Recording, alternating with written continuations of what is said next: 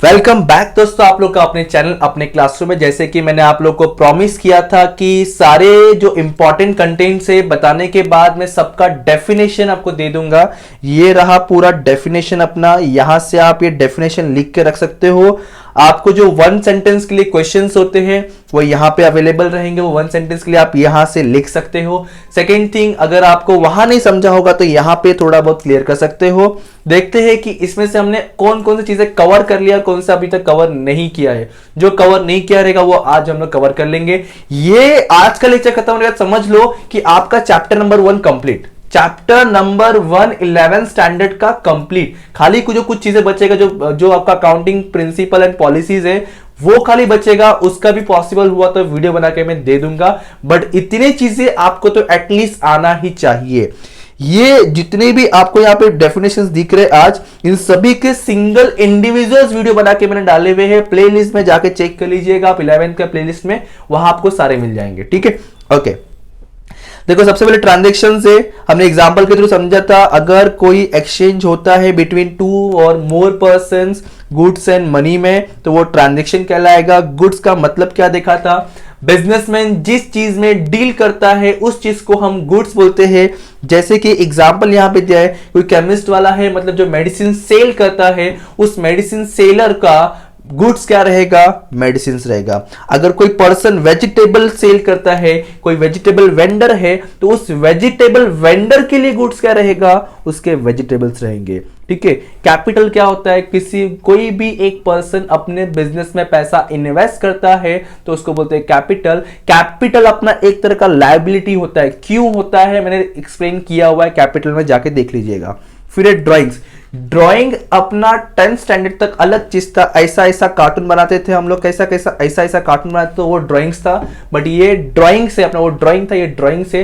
Drawings क्या होता है यहाँ पे कॉमर्स लैंग्वेज में, अगर कोई बिजनेसमैन अपने बिजनेस से कुछ भी विथड्रॉ कर रहा है, निकाल रहा है for the personal use, important thing, for the personal use, उसको ड्राइंग्स बोलते हैं। डेटर्स पता है जिससे पैसा आने वाला है, क्रेडिटर जिसको पैसा देने वाले।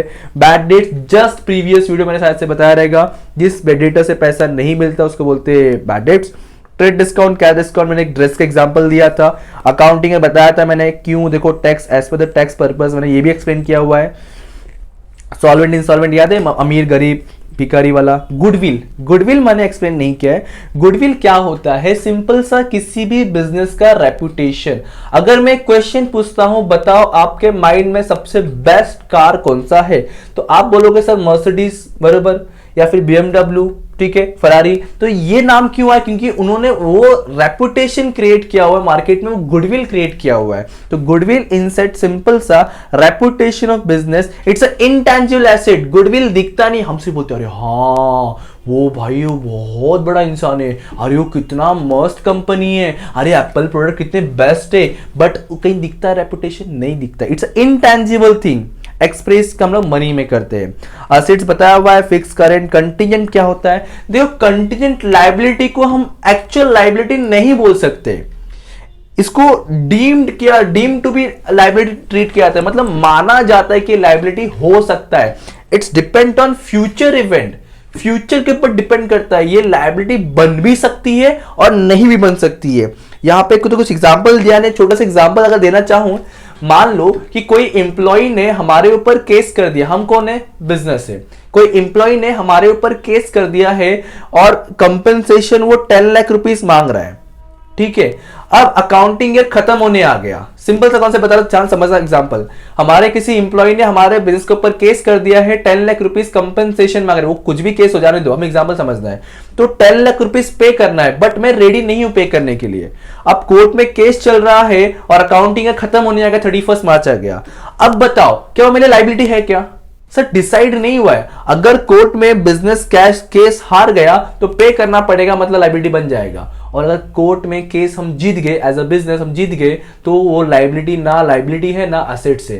तो ये फ्यूचर के ऊपर डिपेंड है ना, क्यों हम केस जीतेंगे कि हारेंगे, इसलिए ऐसे लायबिलिटी को हम कंटिंजेंट लायबिलिटी बोलते हैं। एंट्री क्या होता है, जो भी हमारे बिजनेस में ट्रांजैक्शन लेन देन हो रहे हैं उनको हम जब रिकॉर्ड करते हैं अपने बुक्स में उसको बोलेंगे एंट्री, और जो एंट्री जो रिकॉर्ड कर रहे हैं उसका एक छोटा सा ब्रीफ एक्सप्लेनेशन लिखते हैं उसको बोलते हैं नरेशन।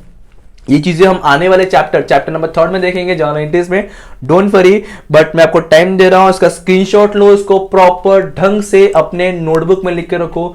रियली बोल रहा हूं मैं, अगर आपने ये प्लेलिस्ट 11 का अब तक के जितने बेसिक वीडियोस है इतना कर लिया तो बेसिक फंडामेंटल के लिए आपको कोई नहीं रोक सकता अकाउंट के लिए। ठीक है, इन चीजों को लिख लो, समझ लो, तो अपने बेसिक फंडामेंटल्स यहां होते complete. Thank you so much, bye bye, जय हिंद दोस्तों।